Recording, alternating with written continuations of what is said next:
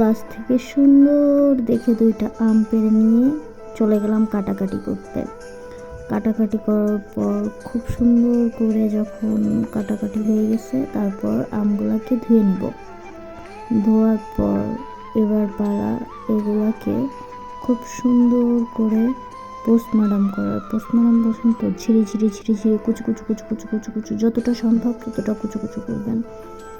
কুচু কুচু করার পর এর যে কালারটা আসবে এটা দেখতেই আপনার কাছে অসাম লাগবে, জাস্ট অসাম। তারপর শুকনো মরিচ আর অবশ্যই কাঁচামরিচ 2টা নেবেন, পরিমাণ মতো লবণ আর চিনি, সব কিছু নিয়ে মাখানো শুরু করবেন। আমার তো ভয়েস দেওয়ার সময় আবার জিভে জল চলে আসতেছে ভাই, এত মজা। যতদিন কাঁচা আম থাকবে ততদিন আমি ঠিক সেমভাবে এইভাবে আম মাখাবো, আর আমি সহ বাসায় সবাই খাবে। দেখুন এর কালারটা জাস্ট অসাম না? খেতেও কিন্তু অসাম হয়েছিল, অমৃত, জাস্ট অমৃত।